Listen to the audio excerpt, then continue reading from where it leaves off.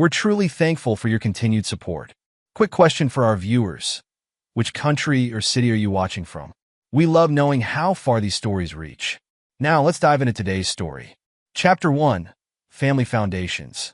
Mason Hayes stood motionless in his father's study, his attention fixed on the tablet screen before him. The security footage from the Stallion Bar played out with brutal clarity. Sarah, his ex-wife, stumbling through the exit, her arm wrapped around Ryan Cooper's waist. The timestamp showed 11:47 p.m., their regular Friday night routine unchanged after 5 years.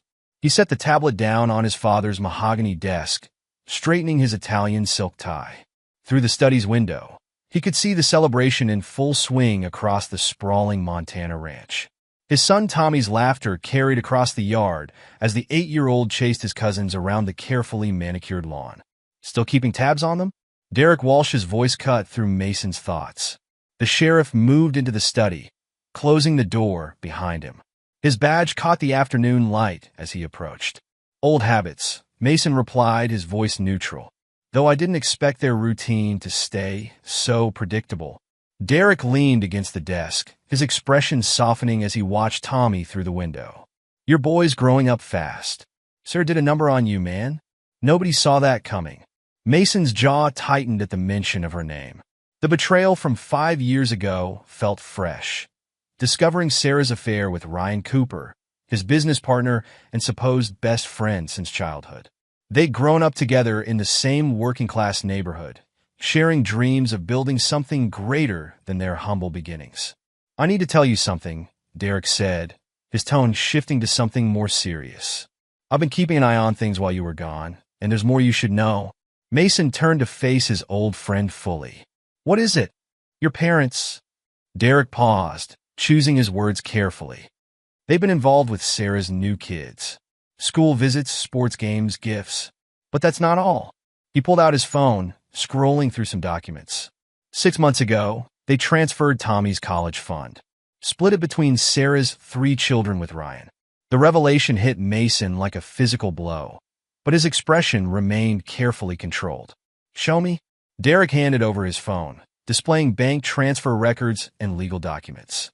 I came across this during a separate investigation. Thought you should know. Mason scrolled through the documents, each detail adding to the weight in his chest. His parents had systematically pushed Tommy aside while embracing Sarah's new family. The memory of their testimony during the custody battle suddenly took on a darker meaning. Their claims about his unstable work schedule had helped Sarah secure primary custody. A knock at the study door interrupted their conversation. Linda Hayes, Mason's mother, stepped in wearing an elegant blue dress suitable for her 40th wedding anniversary celebration. Mason, dear, we're about to make the announcement, she said, her smile faltering slightly when she saw Derek. Sheriff Walsh, I didn't realize you were here. Just catching up with an old friend, Mrs. Hayes, Derek replied, nodding politely as he moved toward the door. He paused beside Mason, speaking low enough that Linda couldn't hear. Watch yourself. There's more to this than meets the eye. Mason followed his mother out to the main gathering, where Richard Hayes stood ready to address their guests. The couple had always maintained a carefully curated image in the community, and today was no exception. Friends and family, Richard began, raising a champagne glass. Linda and I are blessed to celebrate 40 years of marriage surrounded by those we hold dear. To mark this milestone, we're planning a Mediterranean cruise. He paused, his eyes scanning the crowd, but notably skipping over Tommy. Just immediate family, of course. Linda beamed beside him. We leave in 2 weeks. It'll be a chance for real family bonding. Mason watched Tommy's expression fall, the boy's excitement at the announcement crumbling as he processed his grandmother's words. He excused himself from the gathering, following his son, who had slipped away from the crowd. He found Tommy in his old bedroom, sitting on the bed with tears streaming down his face. The room remained exactly as Mason had left it years ago, a shrine to a past his parents seemed determined to forget. Hey, buddy, Mason said softly, sitting beside his son. Want to talk about it? Tommy wiped his eyes with the back of his hand. Grandma said I can't go on the trip, he whispered. She said I'm not really family anymore. Mason pulled his son close, rage building beneath his composed exterior. Listen to me, Tommy. You are my family. You will always be my family. Nothing and no one can change that. But why don't they want me? Tommy's voice cracked. What did I do wrong? You did nothing wrong, Mason assured him, his mind already working through the implications of what he'd learned. Sometimes adults make mistakes, big ones. But none of this is your fault. As he held his son, Mason could hear the party continuing below. His parents' laughter drifted up, along with the chatter of guests celebrating their perfect family image. The contrast between that carefully maintained facade and the reality of their cruelty toward their own grandson crystallized something in Mason's mind. He pulled back slightly, looking at Tommy's tear-stained face. How about we do something special, just the two of us? Instead of their crews, we could go anywhere you want. Tommy's eyes brightened slightly. Really? Could we go to that dinosaur museum in Canada you told me about? The Royal Tyrrell Museum?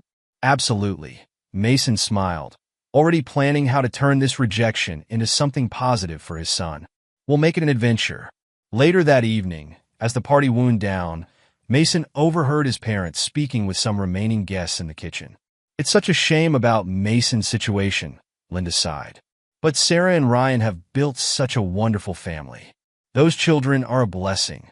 The Cooper name means something in this community, Richard added. We have to think about the family's reputation.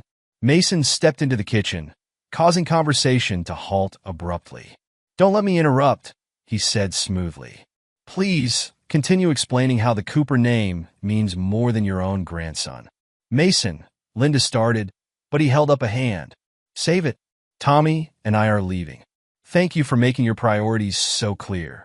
As they drove away from the ranch, Mason glanced in the rearview mirror at his exhausted son sleeping in the back seat. The day had revealed the true depth of betrayal he faced, not just from Sarah and Ryan, but from his own parents who had chosen to reject their grandson in favor of maintaining their social standing. His phone buzzed with a text from Derek. There's more you need to know. Meet tomorrow.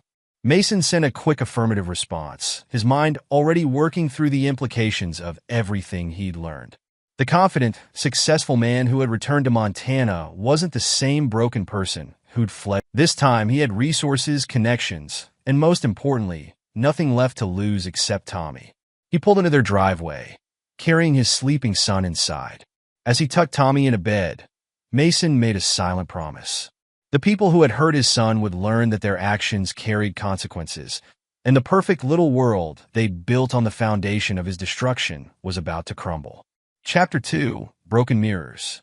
The morning sun had barely cleared the mountains when Mason's doorbell rang. He opened it to find Diane Cooper standing on his porch, her presence as unexpected as the flash drive she held in her trembling hand. We need to talk, she said, her voice carrying the weight of years of accumulated pain. About Sarah and Ryan. Mason stepped aside, letting Ryan's ex-wife enter his home. She moved with the careful precision of someone who had learned to navigate broken glass, both literally and metaphorically. In the kitchen, she declined his offer of coffee, instead placing the flash drive on the counter between them. They destroyed both our families, Diane said, her fingers drumming nervously against the granite countertop. I've been gathering evidence for years, waiting for the right moment. When I heard you were back in town, Mason picked up the drive, turning it over in his hands. What's on this? Videos mostly. Recordings of them laughing about how they fooled everyone. There's footage of them coaching their kids, teaching them how to treat Tommy at school. Diane's voice cracked. My own children, Mason. They turned my own children into weapons. He connected the drive to his laptop, and together they watched as Sarah and Ryan's true faces emerged through dozens of video clips. In one, they sat in their living room, wine glasses in hand, mocking Mason's reaction to discovering their affair. In another, they carefully edited footage of Mason's angry confrontations, manipulating the videos to paint him as unstable and dangerous. They showed these to your parents, Diane explained, to Tommy's teachers, to anyone who might question their version of events. They created this narrative of you as the unstable ex-husband, the failed businessman who couldn't handle his wife's success. Mason's hands clenched into fists as he watched Sarah instructing her children how to exclude Tommy at school. Don't play with him, she said in the video. Remember, he's not really your brother. His daddy is a bad man who wants to hurt your father. How did you get these? Mason asked, his voice tight with controlled anger. Ryan got sloppy after they moved into the new house. Left his cloud storage logged in on our old shared computer. Diane's laugh held no humor. He always did think he was smarter than everyone else. Their conversation was interrupted by Tommy's footsteps on the stairs. Mason quickly closed the laptop as his son entered the kitchen, rubbing sleep from his eyes. Good morning, Dad. Tommy paused when he saw their visitor. Hi, Mrs. Cooper. Hello, Tommy. Diane smiled warmly. You've grown so much since I last saw you. Mason moved to prepare breakfast, keeping one eye on his son while his mind processed everything he'd learned. Hey, buddy, how about some pancakes?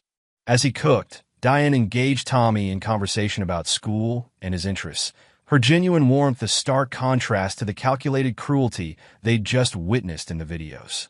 When Tommy left to get ready for his weekend baseball practice, Diane's expression hardened again. There's more, she said quietly. They've been filing anonymous reports with Child Protective Services. Every scrape, every bruise Tommy gets from normal kid activities, they spin it into evidence of neglect. Mason set the spatula down carefully, his movements controlled despite the rage building inside him. How do you know this? My sister works for CPS. She recognized Sarah's writing style in the reports, but without proof. Diane shrugged. They're careful, Mason. They've built this perfect image while systematically destroying anyone who might threaten it. The sound of Tommy coming back downstairs prompted them to pause their conversation again. Mason helped his son gather his baseball gear, maintaining a facade of normalcy while his mind worked through the implications of everything he'd learned. I'll drive you to practice, he told Tommy. Mrs. Cooper and I need to finish discussing some business anyway. During the drive to the baseball field, Mason watched through the rearview mirror as Tommy stared out the window, unusually quiet. Everything okay, buddy? He asked.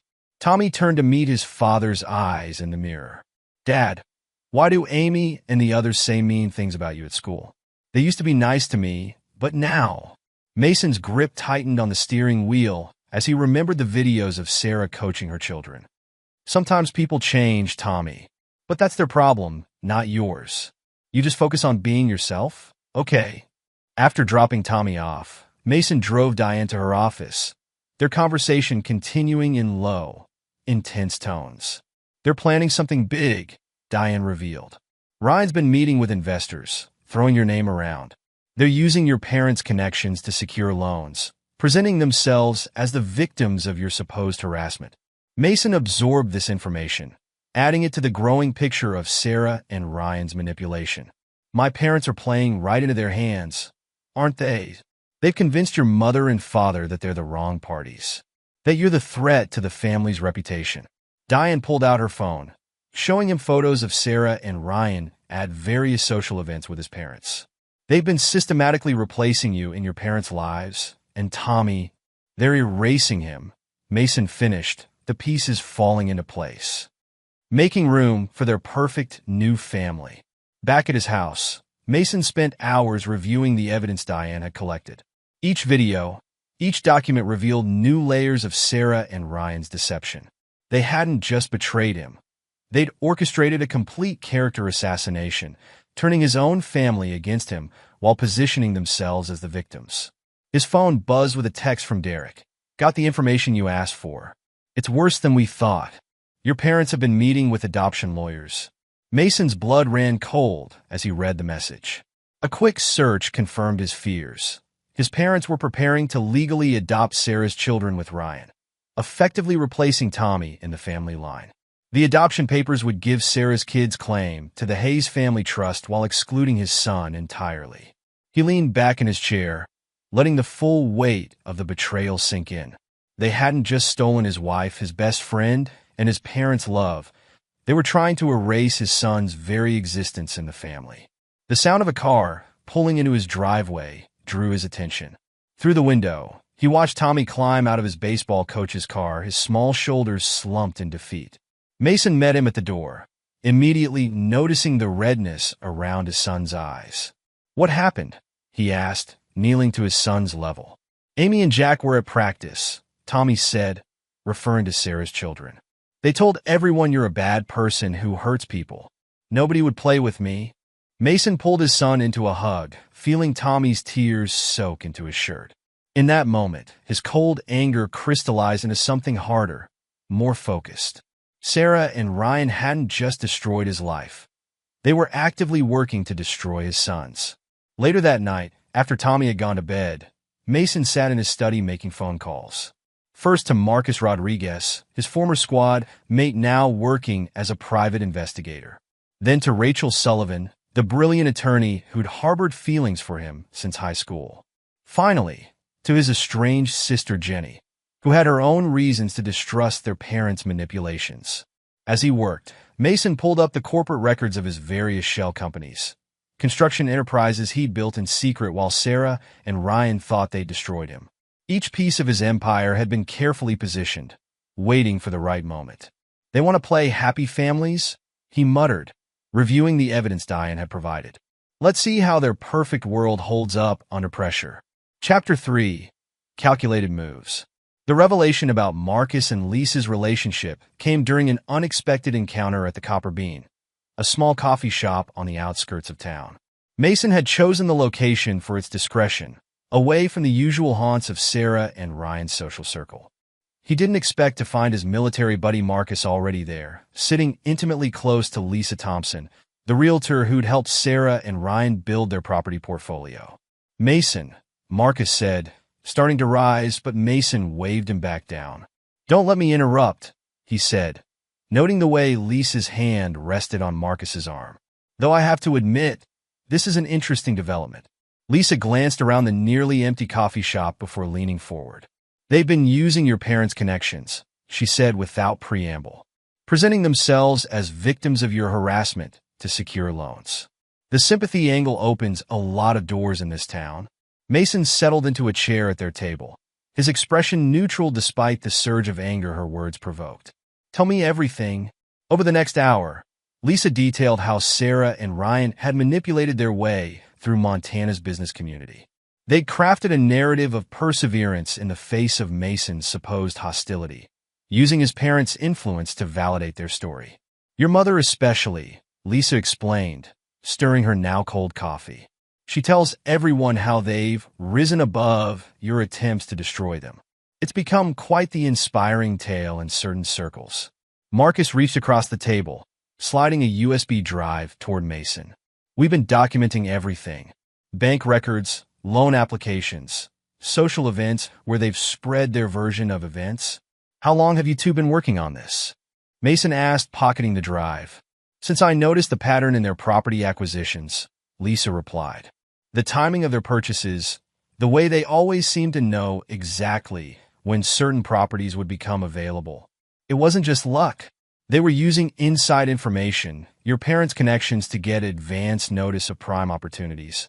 And your parents seemed eager to help them succeed," Marcus added, his military training evident in his precise, measured tone. "It's like they're trying to replace you with a more palatable version of success." Mason's phone buzzed, a text from Rachel Sullivan. The attorney's message was brief but alarming. CPS reports. "Multiple anonymous complaints. Need to meet ASAP." "I have to go," Mason said, standing. "But keep gathering information." "And Lisa, thank you. I know helping me could complicate things for you professionally." Lisa's expression hardened. "They've manipulated enough people in this town. Someone needs to show their true colors." 20 minutes later, Mason sat in Rachel's office, reviewing the stack of CPS reports she'd obtained. Each complaint was meticulously crafted to paint a picture of neglect without crossing into obvious false allegations. "They're building a paper trail," Rachel explained, her legal training evident in her systematic breakdown of the situation. "A scraped knee from baseball becomes concerning injuries. A tired day at school becomes signs of emotional distress. None of the individual reports are serious enough to trigger an investigation. But together, they're creating a pattern." Mason finished, his jaw tight. "Something they can use against me if I try to challenge the custody arrangement." Rachel nodded, pushing her glasses up with a practice gesture. "There's more. Jenny called me this morning. She found something in your parents' study, adoption paperwork. Mason's hands stilled on the documents. For Sarah's kids? Your parents are planning to legally adopt them, effectively replacing Tommy in the family line. The papers would give Sarah's children claim to the Hayes family trust while excluding Tommy entirely. The revelation hit Mason with physical force, though his expression remained controlled. How did Jenny get access to this? Your parents trust her, Rachel explained. She's the good daughter who stayed close to home, remember? They have no idea she's been watching them, documenting their behavior toward Tommy. Mason stood, moving to the window that overlooked the town's main street. In the distance, he could see the Hayes Construction headquarters, the company his father had built from nothing. The same company Sarah and Ryan had tried to take from him during the divorce. I need you to prepare custody modification paperwork, he said finally. But don't file it yet. Let's see how they react to the other pieces moving into place first. Rachel's voice softened slightly. Mason, are you sure about this? Once you start, they're hurting my son. He cut her off, turning back to face her. Every day, every week, they're chipping away at his sense of belonging, his sense of family. I won't stand by and watch them destroy him. Later that evening, Mason sat in his home office, surrounded by documents and evidence. His military training had taught him the importance of understanding the enemy before engaging. Sarah and Ryan had spent years building their narrative, positioning themselves as the victims while systematically destroying his reputation and relationships. His phone lit up with a message from Jenny. Parents planning trust fund announcements for Sarah's kids at the anniversary cruise. Nothing for Tommy. The final piece clicked into place. They weren't just trying to erase his son. They were planning to publicly cement his exclusion from the family legacy. Mason opened his laptop, accessing the hidden records of his business empire. While Sarah and Ryan thought they'd destroyed him, he'd been building something far more substantial than they could imagine. Shell companies, strategic investments, carefully positioned assets, all waiting for the right moment. A knock at his office door interrupted his thoughts. Tommy stood there in his pajamas, clutching the stuffed dinosaur Mason had bought him during their last museum trip.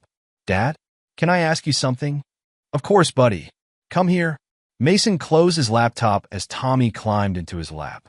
Why do Grandma and Grandpa love Amy and Jack and Katie more than me? The question was asked with the devastating directness only a child could manage. Mason held his son closer, feeling the tremor in the small body that betrayed Tommy's contained tears. They're making bad choices, buddy.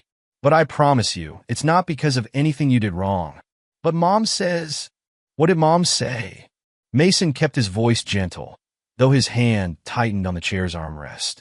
She said if I was a better kid, maybe everyone would want me around more. Tommy's voice was barely a whisper. The words crystallized something in Mason's chest, a cold, implacable resolve that would reshape everyone's lives. Sarah and Ryan hadn't just betrayed him. They were actively working to break his son's spirit. As he held Tommy until the boy fell asleep, Mason's mind worked through the pieces he'd gathered. Diane's evidence of their manipulation. Lisa's revelation about their business practices. Rachel's discovery of the CPS reports. Jenny's intelligence about their plans for the family trust. He carried Tommy to bed, tucking him in with a gentleness that contrasted sharply with the hardness in his eyes. Tomorrow, he would begin implementing the plan he'd spent years crafting. Sarah, Ryan, and even his own parents would learn that their actions carried consequences. But tonight, watching his son sleep peacefully, Mason allowed himself to feel the full weight of their betrayal. They tried to destroy him once before, and he'd used that pain to build something stronger. This time, they'd made an even bigger mistake. They'd hurt his son. The game they'd started would end very differently than they imagined. Chapter 4. Opening Moves. Andrea Martinez sat across from Mason in his home office, her credentials spread between them on the desk. Her resume showed an impressive combination of teaching experience and child psychology expertise, but it was her direct approach that caught Mason's attention.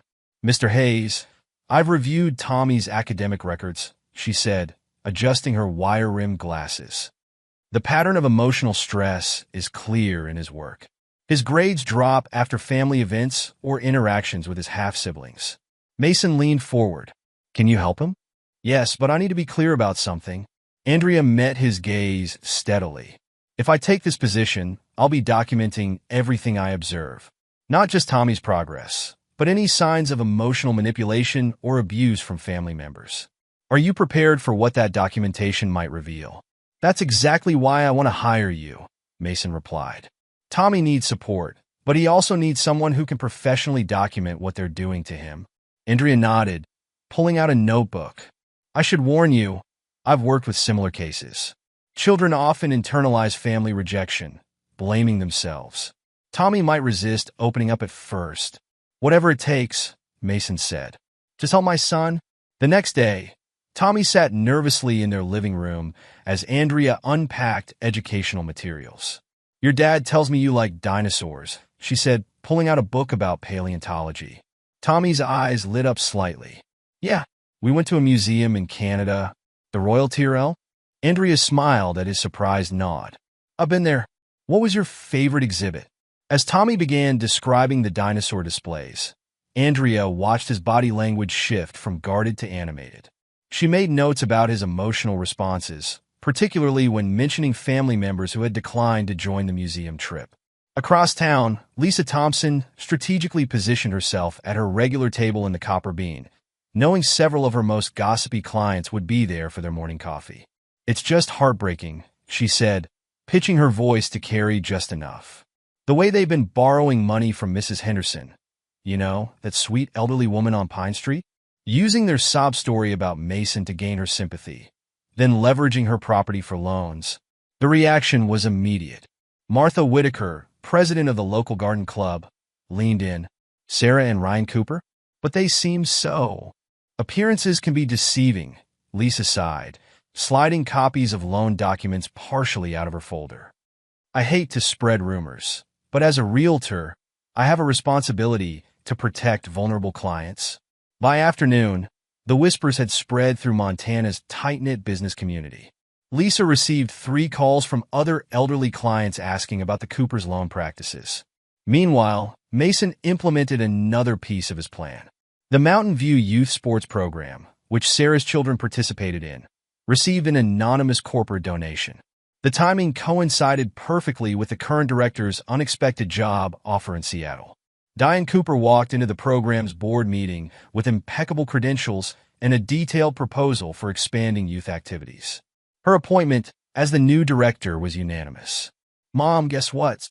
Amy Cooper burst into their kitchen that evening. Mrs. Cooper is running the sports program now. Can I still participate? Sarah nearly dropped her wine glass. Diane? Ryan's ex-wife, Diane? She seems really nice, Amy continued. She said she remembers teaching me to swim when I was little. Ryan entered the kitchen, his face darkening at the mention of his ex-wife. She's not to be trusted. She's probably working with Mason. But why would that matter? Amy asked innocently. You always say Uncle Mason is the one who can't be trusted. Sarah and Ryan exchanged worried glances, their carefully constructed narrative showing its first crack. Hayes International's bid for the new county infrastructure project landed on Sarah and Ryan's desk like a bomb. The proposal demonstrated resources and connections they hadn't known Mason possessed. This is impossible, Ryan muttered, flipping through the documentation. He was supposed to be finished in this town. Where did he get this kind of backing? Sarah paced their office. Your sources said he was struggling in Seattle, that he barely had enough work to support himself and Tommy. They were wrong, Ryan admitted. Look at these financials. He's been building something big, right under our noses. As Cooper Construction lost project after project to Hayes International's superior bids, the strain began showing in their relationship. Their confident smiles at business functions grew strained, their united front developing hairline fractures. Jenny's infiltration of their parents' inner circle proved invaluable. They're planning to set up trust funds for Sarah's kids, she reported to Mason over a secure line. The paperwork will be finalized during the cruise. Nothing for Tommy, of course. Mason absorbed this information, adding it to his mental chessboard. Keep watching them. I need to know about any changes in their plans. The pieces were in motion. Andrea documented Tommy's emotional progress and the subtle abuse from his grandparents. Lisa's strategic gossip eroded Sarah and Ryan's business reputation. Diane gained legitimate access to their children, gathering evidence of their manipulations. Anne Hayes International's aggressive expansion stripped away their professional facade. Mason watched it all from his office, each move calculated to apply pressure without revealing his ultimate strategy. The game had begun, and his opponents hadn't yet realized they were playing. Chapter 5: Pressure Points. Sarah's kitchen erupted in chaos as Amy slammed her bedroom door, the sound echoing through their carefully decorated home. Ryan paced the granite countertop island, his face flushed with anger. "She's been asking questions about Tommy again," Sarah said, gripping her coffee mug. "Wanted to know why we never told her he was her brother before the marriage." "This is Diane's doing," Ryan growled. "She's poisoning their minds during those damn sports practices." "Mom?" Jack, their middle child, appeared in the doorway. "Is it true what Amy said? About you making us be mean to Tommy at school?" Sarah's hand trembled slightly as she set down her mug. "Sweetheart, it's complicated. Tommy's father." "But he's nice to me," Jack interrupted. "When I saw him at the store with Tommy, he helped me reach the cereal on the top shelf. He didn't seem scary at all." Ryan slammed his hand on the counter. "Go to your room, Jack. Now!" As their son fled upstairs, Sarah turned on her husband. "Keep your voice down. Do you want the neighbors to hear?" "This is falling apart," Ryan hissed. "First the contract losses, now the kids questioning everything. Mason's behind this somehow." Their argument was interrupted by Amy's voice from upstairs. "I'm going to tell Tommy I'm sorry. You can't stop me." Meanwhile, at the Mountain View Country Club, Linda Hayes sat alone at her usual lunch table. The seats around her, normally filled with her social circle, remained conspicuously empty. Her phone buzzed with another email notification. Opening it, she found recordings of herself from last month's garden party. Margaret's grandchildren are completely out of control. Not like Sarah's kids, they know how to behave in public. Real family values, unlike some people I could mention. The audio continued, revealing dozens of similar comments about her friends' families. Each clip was followed by praise for Sarah's children, highlighting the contrast between her treatment of them and Tommy. Linda's hands shook as she deleted the email, but the damage was done. Her friends had received the same recordings. Decades of social connections withered under the exposure of her duplicity. Across town, Sarah and Ryan felt the constant presence of watchful eyes. Mason's construction consultants, former Special Forces operators, maintained their surveillance with professional precision. "There's another one," Sarah whispered to Ryan as they left a business lunch. A man in workman's clothes stood across the street, his attention too focused on his phone to be natural. "You're being paranoid," Ryan replied, but his neck was tense as they walked to their car. The pressure mounted as their business faced multiple challenges. An anonymous tip led to an IRS audit of Cooper Construction. Building inspectors appeared at their job sites with increasing frequency, finding violations that required expensive corrections. "The Anderson project is delayed again," Ryan announced, tossing papers onto their home office desk. "Equipment malfunction. Third time this month. And 6 more workers quit today," Sarah added. "All hired by our competitors." "This isn't coincidence, Ryan." "Of course it isn't. But we can't prove anything. Mason's too smart to leave evidence." Their attempt to secure emergency funding through Mason's parents backfired spectacularly.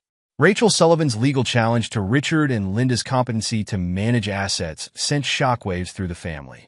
"What do you mean we can't access the credit line?" Ryan demanded over the phone. "Richard, we need that money to keep the business afloat." "Our hands are tied," Richard replied, his voice strained. "With the competency challenge, all major financial decisions are under review.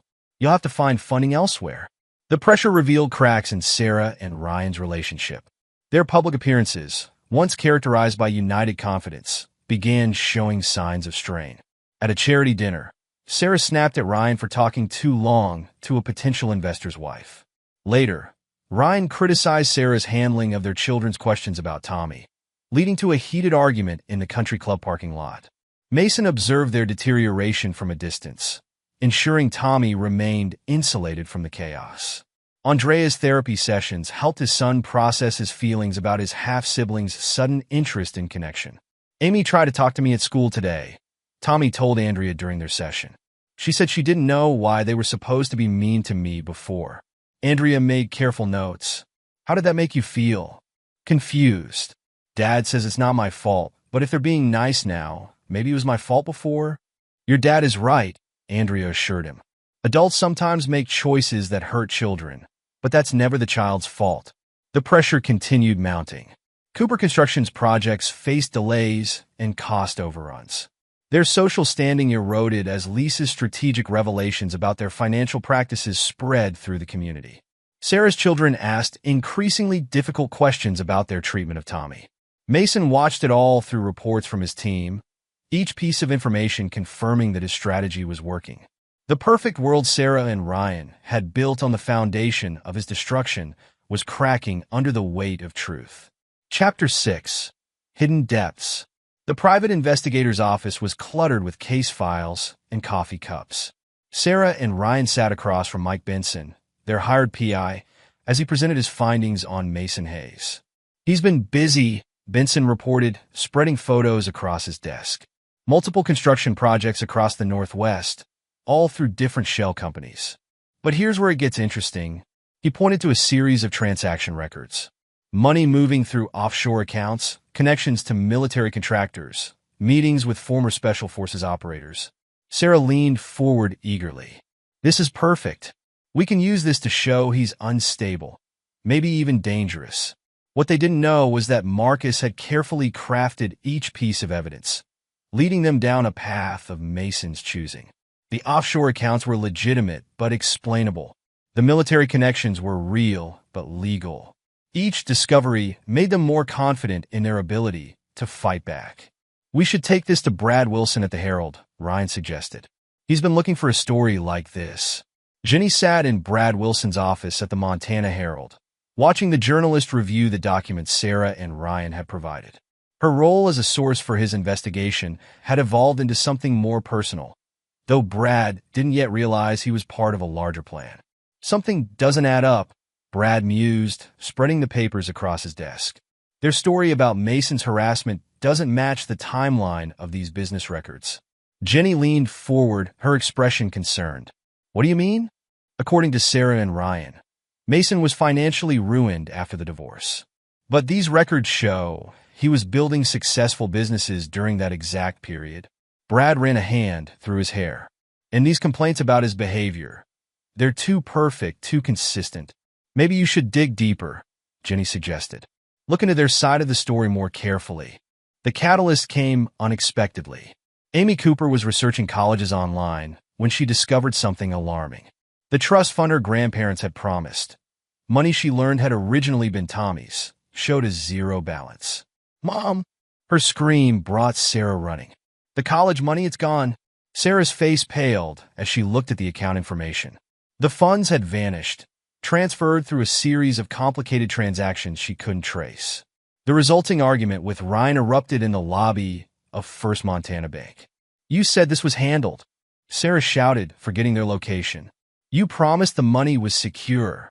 Keep your voice down, Ryan hissed, but it was too late. Their public masks slipped, revealing the ugly truth beneath their perfect facade. Customers pretended not to watch as Sarah jabbed a finger at Ryan's chest. First the business problems, then the kids asking questions. Now this? What else haven't you told me? Their performance was captured on smartphones, the footage spreading through social media within hours. The couple who had worked so hard to maintain their image as victims of Mason's supposed instability now appeared unhinged themselves. Meanwhile, Brad Wilson's investigation took an unexpected turn when he discovered discrepancies in Sarah and Ryan's version of events. The story they wanted him to write about Mason's obsessive revenge crumbled under basic fact-checking. Look at these, he showed Jenny a stack of documents. They claimed Mason harassed them constantly after the divorce, but he wasn't even in the state during those dates. And these allegations about his business practices? I can't find a single source willing to confirm them. Jenny's concern appeared genuine. What are you going to do? Keep digging. There's a story here, but I don't think it's the one they want me to tell. The weekend Tommy spent with his grandparents proved pivotal. Jenny had suggested the visit, knowing Richard and Linda couldn't resist showing off their relationship with Sarah's children. Hidden recording devices captured Linda's casual cruelty. "Of course we love you, Amy. You and your siblings are our real grandchildren now. Some people just don't fit into proper families." Richard's voice joined in. "The Hayes name means something in this community. We had to make choices to protect that reputation after what your mother went through with Mason." Tommy sat silently through dinner, watching his grandparents dote on his half-siblings while barely acknowledging his presence.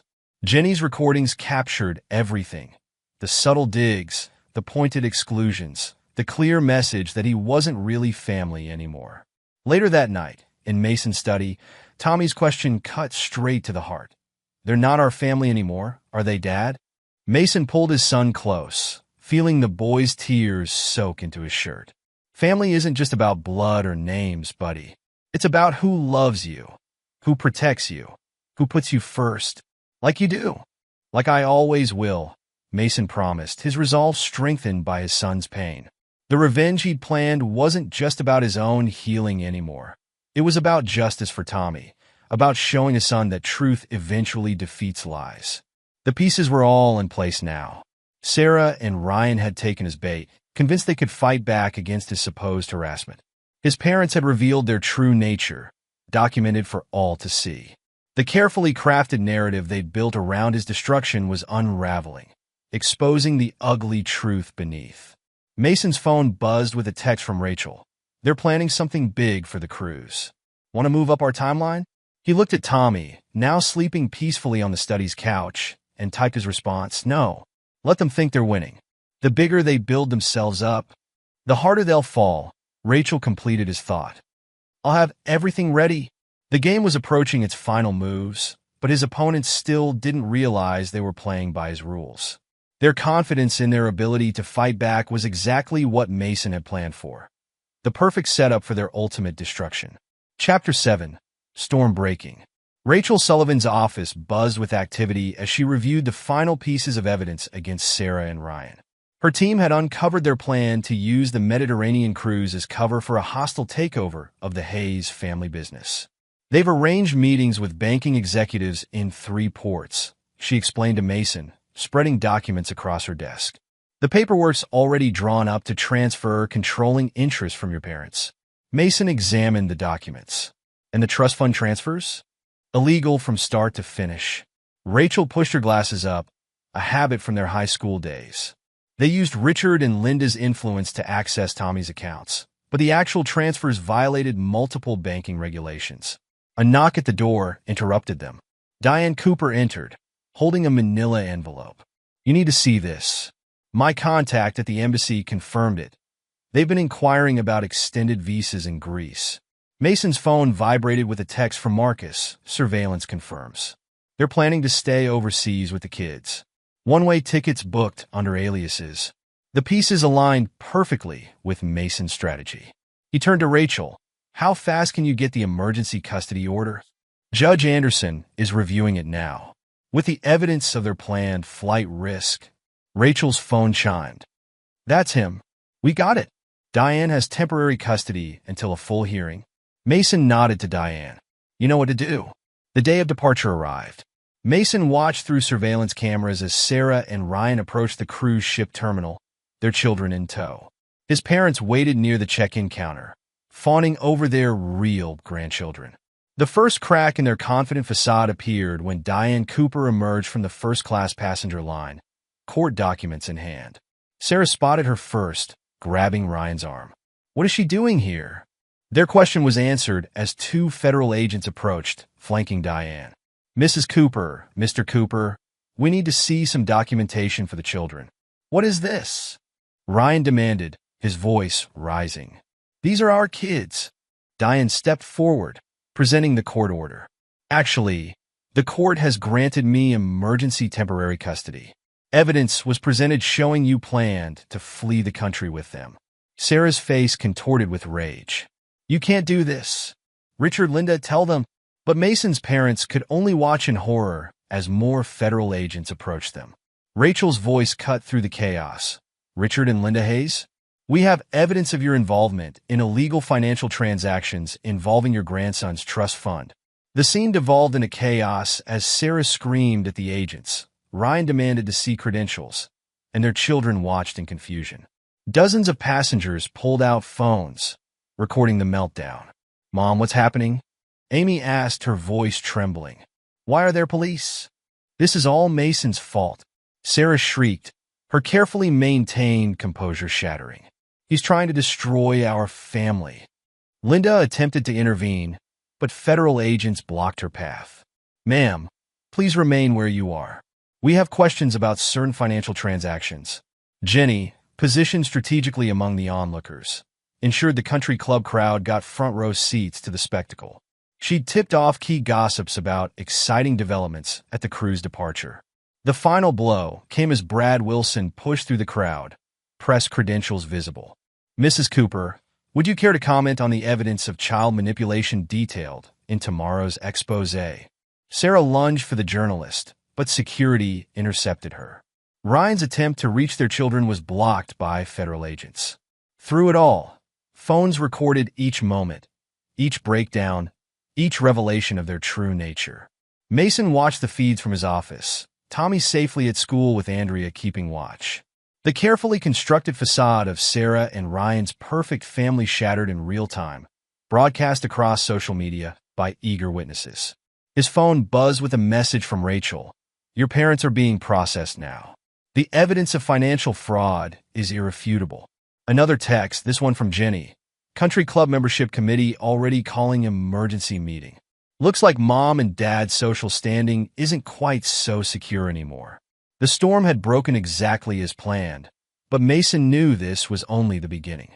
Sarah and Ryan wouldn't go down without a fight, and cornered predators were always most dangerous. Chapter 8. Scorched Earth. The security monitors in Mason's office showed Ryan Cooper's approach well before the actual break-in attempt. Marcus's team tracked him and 3 hired men as they circled the Hayes International Building at midnight. "They're moving exactly as predicted," Marcus reported through the comm system. Sarah's positioned as lookout in the car on 4th Street.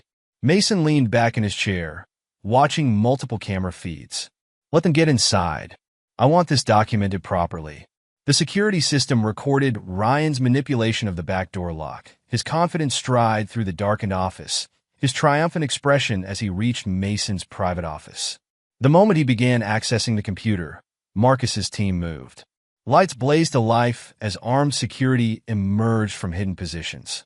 Ryan's hired men fled, leaving him alone. He grabbed a letter opener from Mason's desk, brandishing it at the approaching officers. "This is private property," he shouted. "I'm a business owner in this community." Officer James Chun stepped forward, badge visible. "Mr. Cooper, you're breaking and entering. Drop the weapon." Instead, Ryan lunged, the letter opener slashing toward the officer.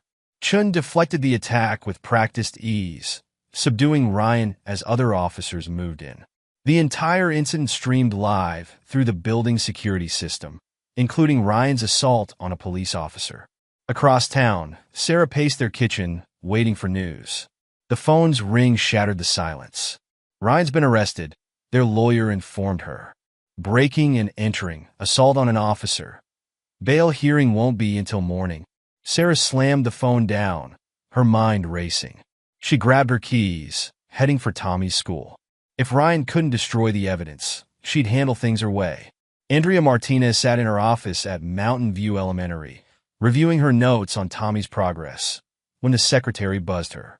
"Ms. Martinez, Sarah Cooper is demanding to see her son. She's causing quite a scene in the front office." Andrea activated her phone's recording function as she headed to the office.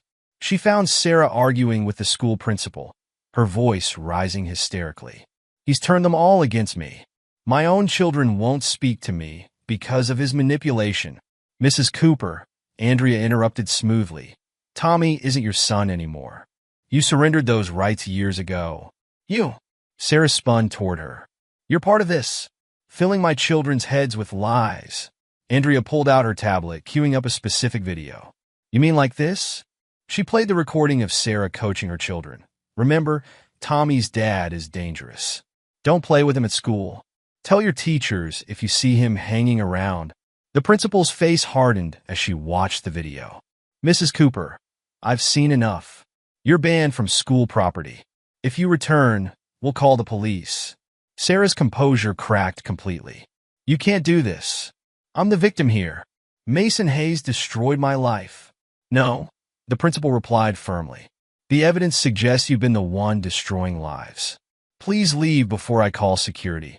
That evening, Richard and Linda Hayes attempted damage control, summoning the family to their ranch. The gathering turned volatile almost immediately. We need to present a united front, Linda insisted, her social coordinator voice in full effect. The community looks to us for what, Mom? Jenny interrupted. For how to emotionally abuse your grandchild. For how to help steal his college fund. Richard slammed his hand on the table. We did what was necessary to protect the family name. Protect it? Mason's voice cut through the tension. You destroyed it. And for what? To replace your grandson with Sarah's perfect little family. Amy, who had insisted on attending despite her parents' objections, stood up. I have something you all need to hear. She pulled out her phone, her hand shaking slightly. I've been recording things. The way Mom and Ryan talk when they think we're not listening. The room fell silent as Amy played the recordings. Sarah and Ryan's voices filled the space, laughing about manipulating the Hayes family, mocking Mason's pain, planning how to use the children as weapons in their scheme. Linda's face crumbled as she heard herself praised for choosing the right grandchildren. Richard's expression hardened as Ryan discussed plans to strip the Hayes Construction Company for parts once they gained control. Turn it off, Linda whispered, but Amy wasn't finished. There's more, the 12-year-old said, her voice stronger now. They told us horrible things about Uncle Mason and Tommy, made us be cruel to them, but it was all lies. Mason watched his parents carefully maintain facade crack as their chosen replacement family crumbled before their eyes. Years of manipulation and lies unraveled in a single evening, exposed by the very children they tried to use as pawns. Chapter 9. Phoenix Rising. The Montana Construction Association's annual gala transformed into the final battlefield. Mason stood at the podium, addressing the gathered industry leaders and social elite, while Sarah and Ryan made their desperate last stand. You've all heard rumors, Mason began, his voice carrying through the ballroom, about family conflicts, business disputes, personal vendettas. Tonight, you'll hear the truth. Sarah and Ryan burst through the doors, their remaining allies, mostly distant business acquaintances who hadn't yet abandoned them, trailing behind. The truth? Sarah's voice rang out. The truth is you're obsessed. You've systematically destroyed our lives. Mason smiled slightly, pressing a button on the remote in his hand. The ballroom screens came to life, displaying carefully curated video clips. The audience watched in stunned silence as the evidence unfolded. Sarah and Ryan mocking the Hayes family's trust in them. Their careful coaching of their children to reject Tommy. Their manipulation of elderly clients for financial gain. Stop this. Ryan moved toward the stage, but security blocked his path. Keep watching, Mason instructed the crowd. See how they built their success. More footage played. Their midnight meetings planning to strip the Hayes Company assets. Their laughter at successfully turning his parents against their own grandson. Their calculated destruction of his reputation. Lisa Thompson stepped forward, adding her evidence to the display. They planned to use the Hayes family reputation to secure contracts, then deliberately bankrupt the company for insurance money. The proof was in their own documents, which they showed Richard and Linda while convincing them to sign over control. The audience murmured as bank records and loan documents appeared on screen, showing the complex web of fraud Sarah and Ryan had woven. Ryan snapped. He pulled a knife from his jacket, charging toward Mason. I'll end this now. Mason's military training took over. He deflected Ryan's attack, disarming him with precise movements that left his attacker sprawled on the stage. Security rushed in as Sarah tried to flee, only to find Diane and Jenny blocking her escape routes. The gathered crowd witnessed their final meltdown, phones recording as Montana's social elite saw the true face of the couple who had claimed Mason's persecution for so long. Chapter 10. Rebirth. 1 year later, the Hayes International Ballroom hosted a different kind of gathering. The Children's Future Foundation's inaugural gala brought together families affected by parental alienation, offering support and hope. Tommy, now more confident and self-assured, approached the podium. At 14, he spoke with a maturity born from experience.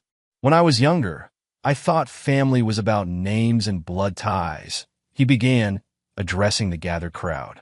"I thought something was wrong with me because my grandparents chose other children over me. My mother's new family taught their kids to bully me at school. But I learned something important. Real family is about love, protection, and truth." Mason watched proudly as his son continued, Rachel's hand clasped in his. Their marriage 6 months ago had brought unexpected healing to both families. Rachel's legal expertise now served the Foundation's mission, helping other children facing similar situations. Sarah and Ryan's attempts to start fresh in other states had failed. Their digital footprint followed them, the evidence of their actions preventing them from rebuilding their facade of respectability. Richard and Linda Hayes sat in the audience, their presence both a testament to change and a reminder of consequences. Their relationship with Tommy was being rebuilt slowly, through carefully supervised visits and genuine attempts to understand the damage they'd caused. Jenny and Brad's series on parental alienation had won regional journalism awards, bringing needed attention to an often overlooked issue. Their personal relationship had blossomed alongside their professional collaboration. After the speeches, Tommy joined Mason and Rachel on the balcony. Amy and her siblings, now regular visitors through Diane's shared custody arrangement, played with other children from the Foundation. "I'm going to study family law," Tommy announced suddenly. "Like Rachel, I want to help other kids who go through what I did." Mason pulled his son close, emotion tightening his throat. "You're already helping them, buddy. Your strength shows them they can survive too."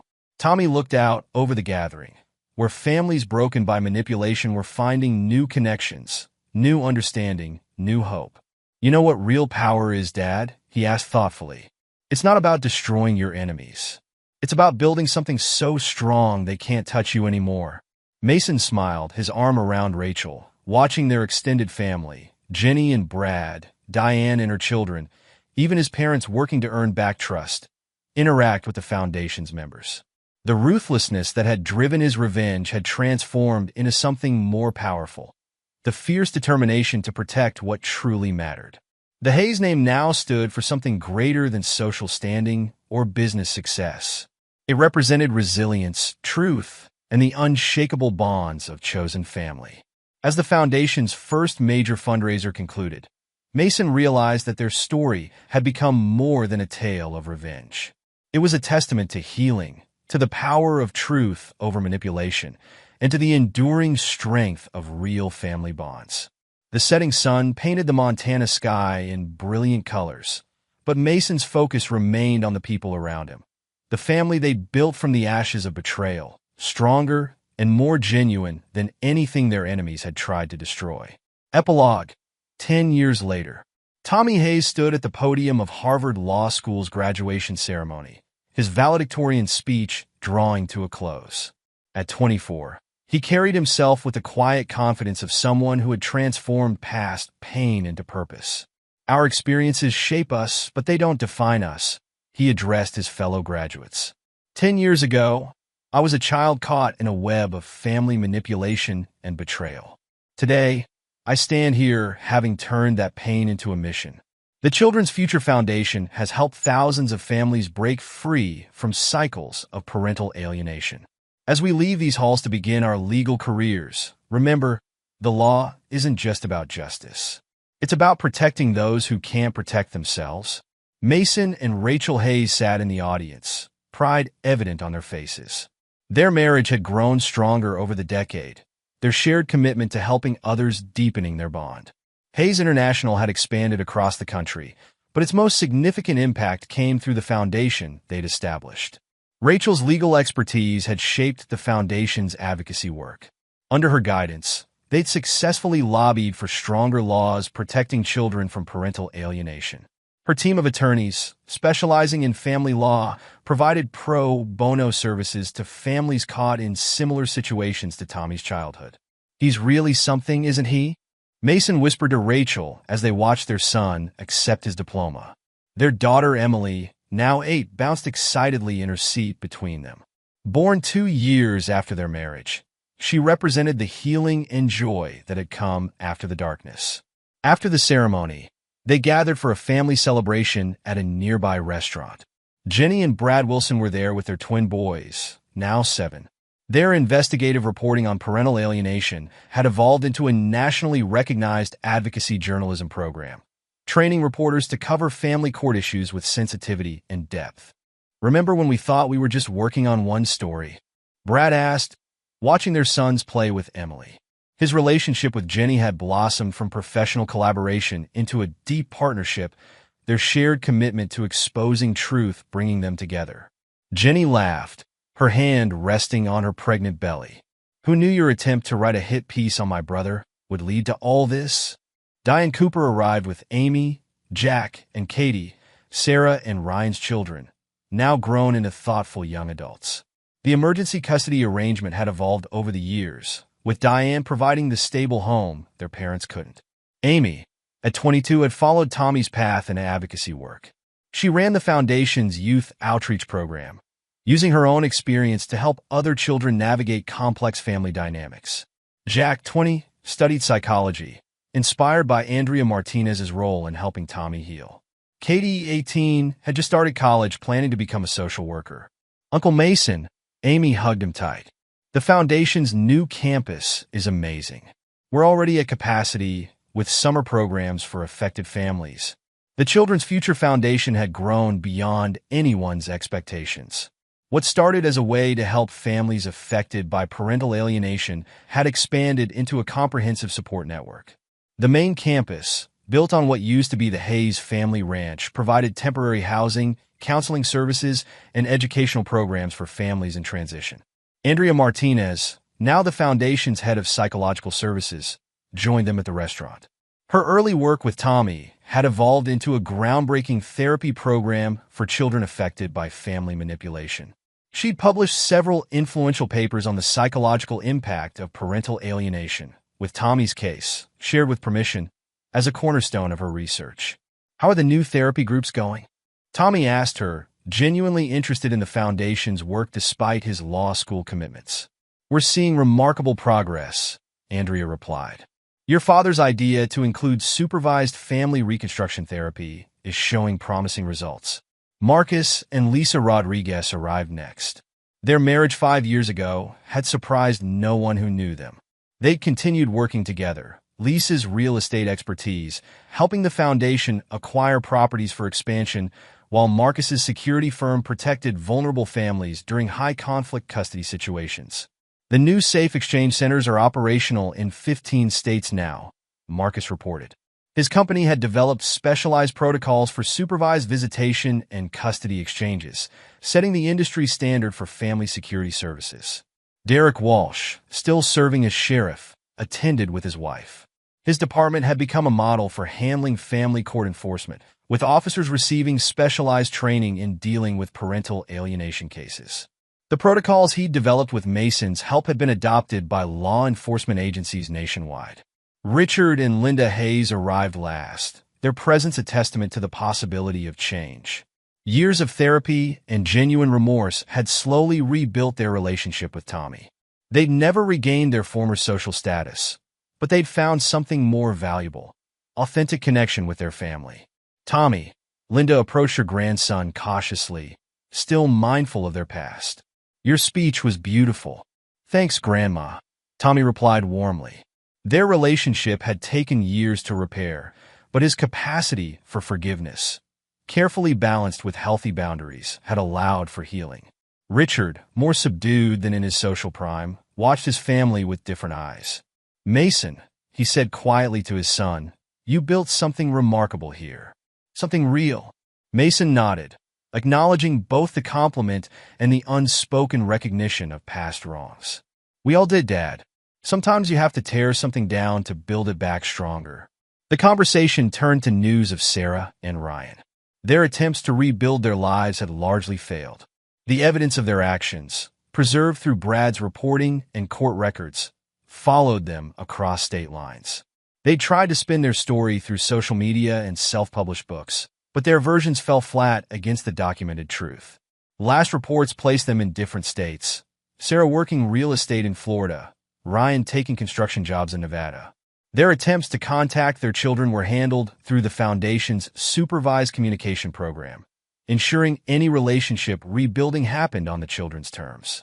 They still don't really understand what they did wrong, Amy commented, her voice free of bitterness. But that's not our burden anymore. As the evening wound down, Tommy shared his plans. He'd accepted a position with a prestigious law firm, but would continue working with the Foundation. Several law schools had expressed interest in his research on reforming family court procedures to better protect children's interests. The Foundation's expanding its legal advocacy division, he explained. We're seeing more courts recognize parental alienation as a form of child abuse. The precedents we're setting are changing how these cases are handled. Rachel beamed with pride. Her mentorship had helped shape Tommy's legal approach, but his own experiences gave him unique insight into the human cost of family court battles. The conversation shifted to the Foundation's future plans. They were developing international partnerships, sharing their models for family protection and rehabilitation. The Hayes name, once synonymous with Montana's social status, now represented hope and healing for families worldwide. Mason watched his extended family, biological and chosen, interact with deep satisfaction. Emily climbed into Tommy's lap, asking about his plans to visit during his law firm orientation. Jenny's twins played with Amy's tablet, exploring the Foundation's new child-friendly website. Katie showed Linda photos from her first college semester, their relationship slowly warming through shared interests in art and design. Did you ever imagine this? Rachel asked softly, leaning against Mason's shoulder. When you first came back to Montana, did you think it would lead here? Mason thought back to those dark days, when revenge had driven his carefully laid plans. No, he admitted. I thought I was fighting to destroy them. Turns out we were building something instead. Tommy joined them, Emily still perched on his knee. The Foundation's getting 3 new cases next week, he said. Families who heard about us through the Harvard Law Clinic. They need help documenting the alienation patterns. We'll handle it, Mason assured him. That's what we're here for. Later that night, as the celebration wound down, the family gathered for photos. Marcus's security team had maintained subtle surveillance throughout the evening. Old habits died hard, and protecting their extended family had become second nature. You know what I realized? Tommy said to his father as they watched the others leave. That night at the ranch, when I asked about real power, I was right, but I didn't understand how right. Building something stronger than their hatred. That's what we did. Not just for us, but for thousands of others. Mason hugged his son, remembering the scared 8-year-old who'd faced rejection from his own grandparents. You built a lot of it yourself, buddy. I just got things started. Rachel joined them, Emily sleeping in her arms. Next week's board meeting is going to be interesting, she said. The new legislative proposal is ready for review. The one about mandatory psychological evaluations in high-conflict custody cases? Tommy asked. I've been reviewing similar laws in other states. I think we can make this one stronger. They walked to their cars together, the Harvard campus quiet around them. The Hayes family had transformed from victims of manipulation to architects of change, their personal healing expanding to help others find their own paths to recovery. In his hotel room that night, Mason reflected on the decade's journey. The ruthlessness that had driven his revenge had evolved into something more powerful. The determination to protect families from experiencing what they had endured. The Foundation's work, Tommy's legal career, the support network they'd built. It was all part of a legacy built on turning pain into purpose. Tomorrow, they would return to Montana, where the Foundation's main campus hummed with activity. New families arrived seeking help, staff members developed innovative support programs, and the next generation of advocates trained to continue their work. The Hayes name had indeed been redefined, not by social status or business success, but by the thousands of lives they'd helped rebuild. The perfect revenge, Mason realized, hadn't been destroying his enemies. It had been creating something so meaningful that their attempts to harm his family became footnotes in a much larger story of healing and hope. And there you have it. Another story comes to an end. What did you think? I'd love to hear your thoughts in the comments below. If you enjoy this story, consider joining our community by subscribing. It means the world to us. For more stories like this one, check out the recommended videos on screen. And I'll see you there.